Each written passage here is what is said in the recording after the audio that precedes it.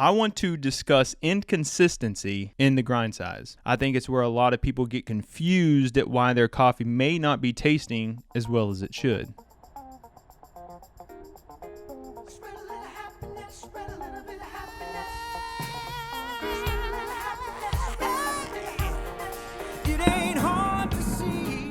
What's going on, guys? Rob Pirie here.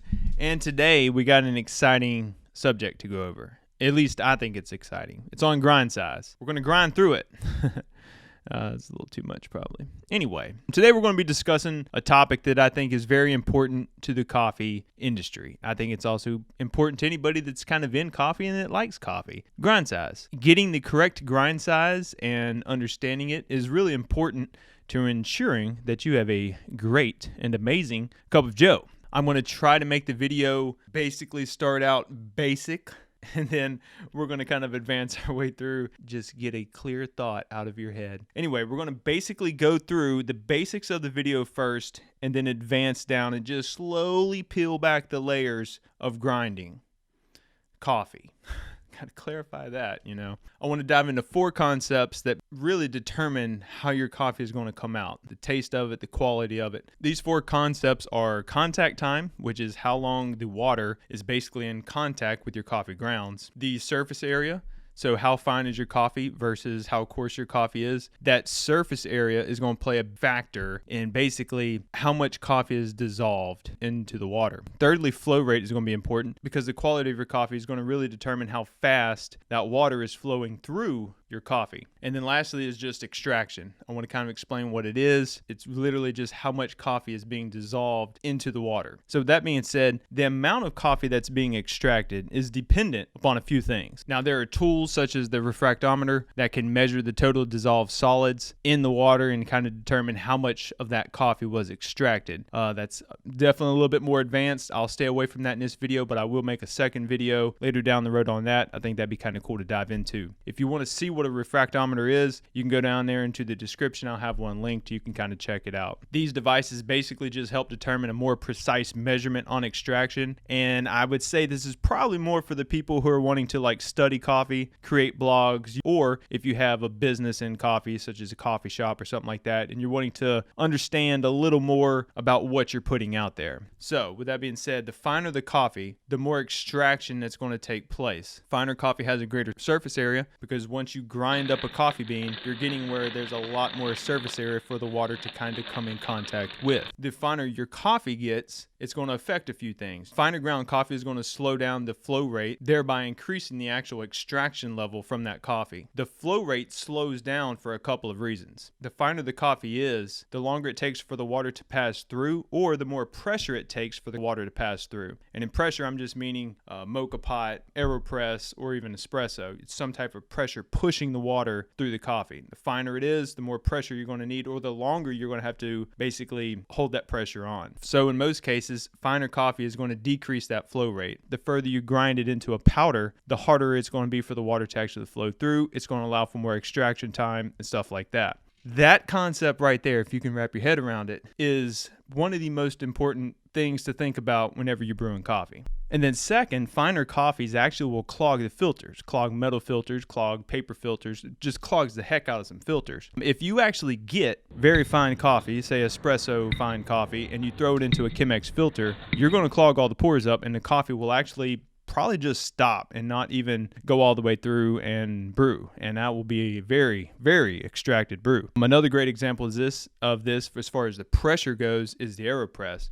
If you put very fine coffee in the AeroPress, you're going to have to press down pretty hard to get that water to pass through. In regards to coarse coffee, it's basically the inverse. If it's the same dosage of coffee, your extraction time is going to decrease, your flow rate is going to increase, your surface area will be less, therefore your extraction will be less. There will be less clogging of the pores, therefore that'll be another reason why the flow rate does increase. And the thing is with coarse coffee, if you grind your coffee too coarse and you brew with a pretty coarse coffee, then you can find your coffee kind of tasting bland, or you can kind of tasting a little weak. And then obviously if you grind it too fine, it can taste a little bitter, over kind of astringent and basically a little overbearing for some people. So the grind size is one of those things that you want to kind of experiment around with to kind of see what best suits you for your brewing device. So this kind of leads us straight into the brewing types. I will focus mostly on the ones that I have. I have a good bit, but I will completely leave espresso alone. There's a guy named James HOFFMANN, and you may not have heard of him. He has a really good video out on espresso grinding.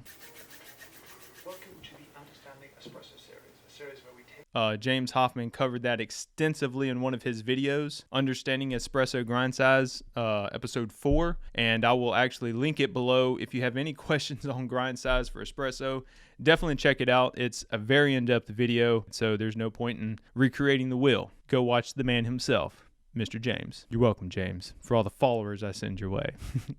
I'm just kidding. So the different brewing methods are all kind of dependent on, a specific grind size. I'll sprinkle some video of grind sizes that I use that we can kind of get a picture of what I'm talking about, whenever I'm going through some of these. Depending on what device you're using to brew with, some small micro adjustments may be needed. If you're doing something like espresso, then micro adjustments in grind size will play a big factor. But those small micro adjustments you're making down there may not do anything if you're doing French press or cold press. So the grind size margin of difference really depends on whatever brewing method you're using. Once you get down to mocha pot, espresso, the Turkish type brewers, you need to be a little bit more accurate. And again, with all these that we're about to be talking about, these rules are kind of based on majority preference. It's what the kind of the industry standard likes. You may not like it. It may be something that you want to change up. And you have that right to. You can disregard it, you can change it, you can experiment, you can do whatever you want to do. So let's get into a few of these brewing devices. For the Chemex and the V60, I would say you need to really kind of focus on the flow rate. Depending on what filter papers you've ordered and you have, what flow rate are you kind of looking to achieve? It's 3 minutes, 3.5 minutes, 4 minutes, just really depends on what you're looking at.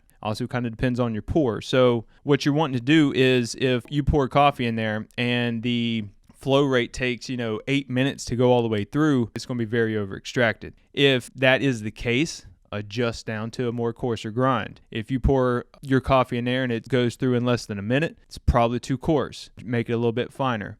So that flow rate is going to kind of determine where you need your coffee grind to be on whatever device you're using. That's something important. It's going to be the same thing with the V60. Finding your quality of coffee is going to be really just a series of micro experiments until you find the cup that tastes best for you. You're not going to really find it on some video anywhere of somebody giving you the golden standard, because your coffee may be a little different, your water may be a little different, your grinder's probably going to be a little different. Unless everything is the exact same, you're probably going to have to make some adjustments. That's the best and coolest thing about specialty coffee. I don't want it to be cookie cutter. I love it like this because it's like every day I brew coffee, I'm changing something. I want to keep finding little things that I can manipulate to make the coffee taste better and better. That's the coolest thing about specialty coffee right now. At least when you're in your office at 9:30 and you just have to have a cup of joe.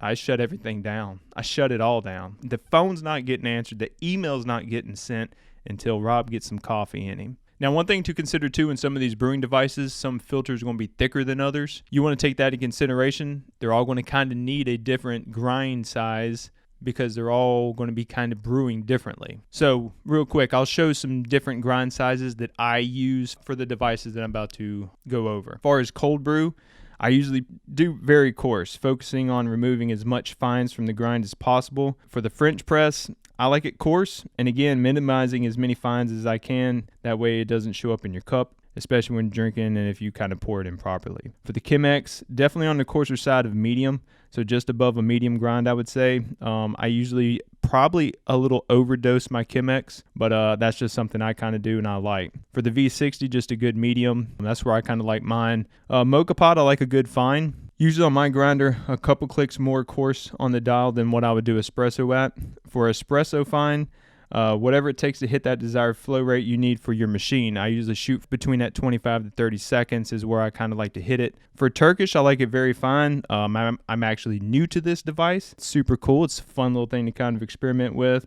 So now that we went over the brewing types, kind of went down that little rabbit hole, it's really hard not to talk about grind size without also talking about grinders. To keep it simple, I'm just going to say there's two types of grinders. There's blade grinders and there's burr grinders. So again, the quality of your grinder is going to play a key role in the quality of your grind. And the consistency of grind in a quality grinder is going to be the main reason why the prices just range drastically. Burr grinders, I'm just going to say, are for the most part superior. I know there's a lot of people who say their blade grinders work fine, this, that, and the other. To each his own. If the blade grinder gives you what you want, by all means use it. You will save some money. And honestly, at your tasting level, a good little ceramic burr grinder may be perfect. You may not need to go up to something super expensive right now because your palate may not be at that level yet, which is fine. Again, you don't need the most expensive stuff, but for those coffee lovers who are wanting to travel down the road of specialty coffee and get into tasting notes and get into tasting different flavors and pulling out what they actually can from the coffee that they're getting, I think you will need to invest in a decent burr grinder. So in this video, I really don't want to go into the grinder rabbit hole of, which one works best and this, that, and the other. I'll link a few below that I like, ones that I've kind of been looking into, some that I use and stuff like that. But I know there's this cool dude named Kyle ROWSELL. I don't really know how to say his last name. And he's been releasing some great videos on grinders lately. So I'll link his channel below too. Check it out. He has a fun channel. He definitely keeps it interesting and stuff like that. The boy's got some tricks up his sleeve. He's got something. I will warn you though, your bank account will probably be trembling in fear after watching some of his videos. They do make you want to buy things. Lots of things. Now, they release a brand new grinder, and this one is in their J series, which is easily their most popular line of manual grinders right now. In fact, this is the flagship to their J series.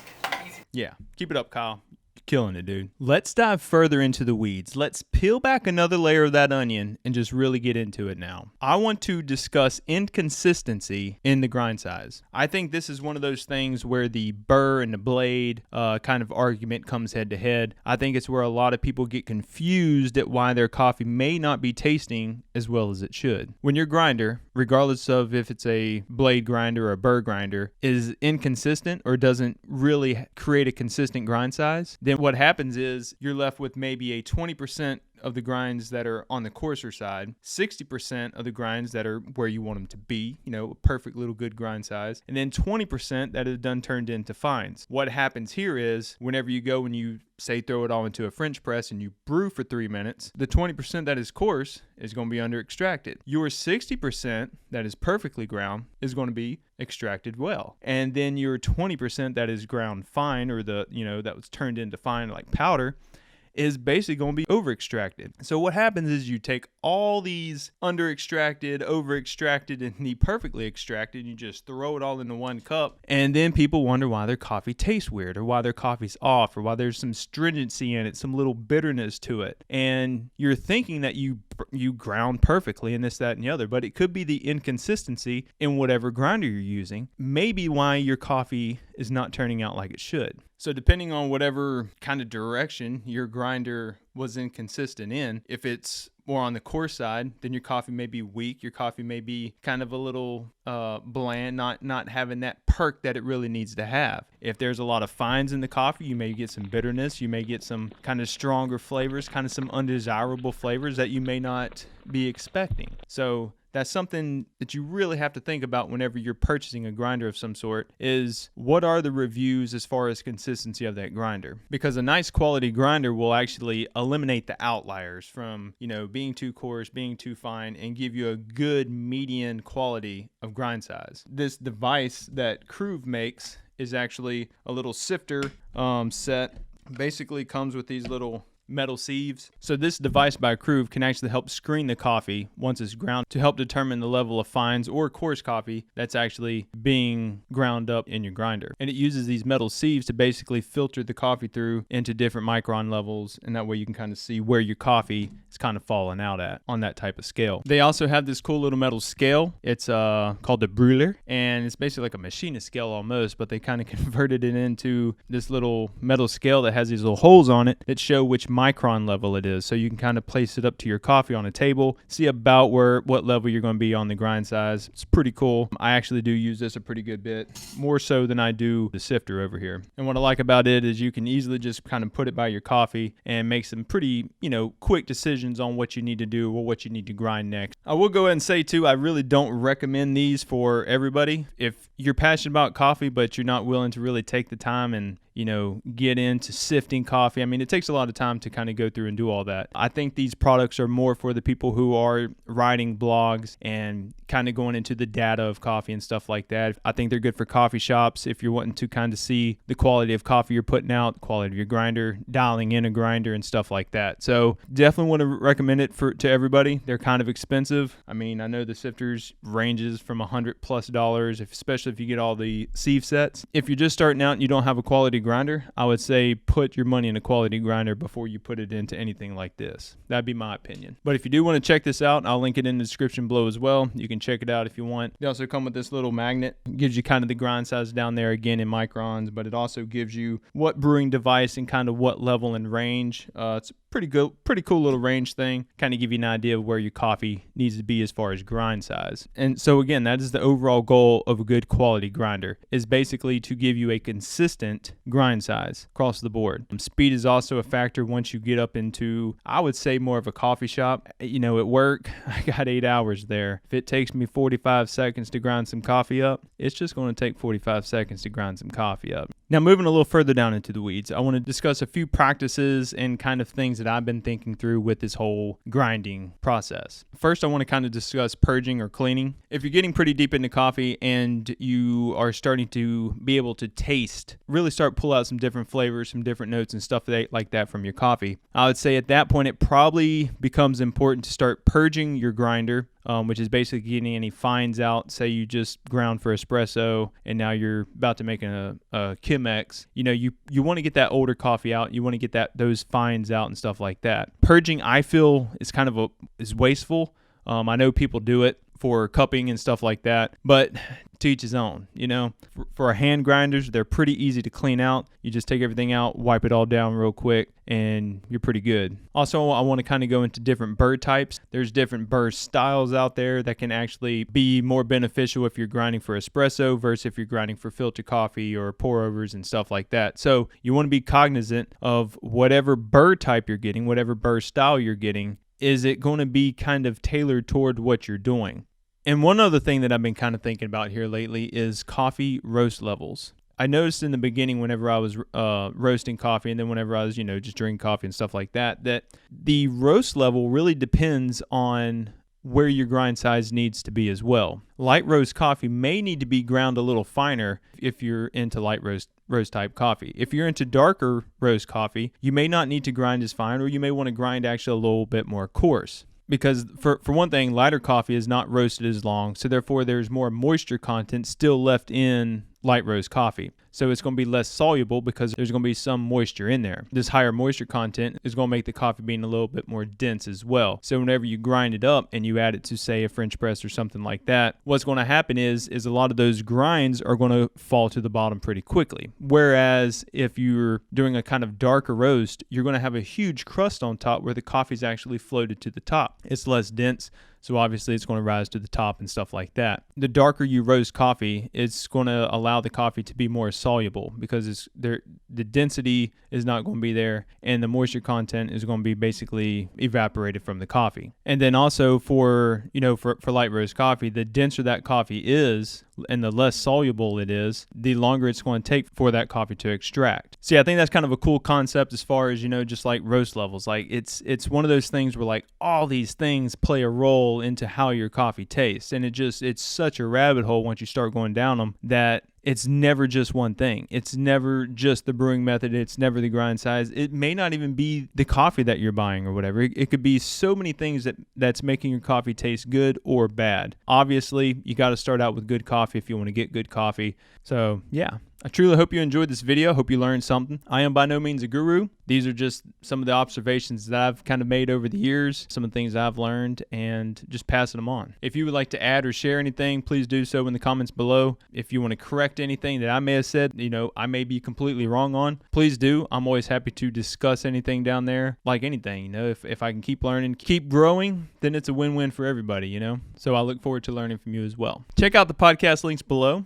Support on Patreon if you so have the desire to do so. More videos like this are going to be coming. So like, comment, subscribe, do all that, please. Come hang out, join the family, ding dong that bell. I love you guys, and I can't wait to see y'all in the next one. I heard it's going to be something about a full roast review on the Bedeli. I've been owing y'all that one. So finally going to do it. We're going to do it. I'm out, guys. That's a wrap. That's a wrap. Get all the stuff picked up. Get on to the day job. Maybe you got lost somewhere, swimming too far off the beach, off the coastline in Bermuda, the triangle in the sea. Well, I'd cannonball right out there if I thought it'd change a thing.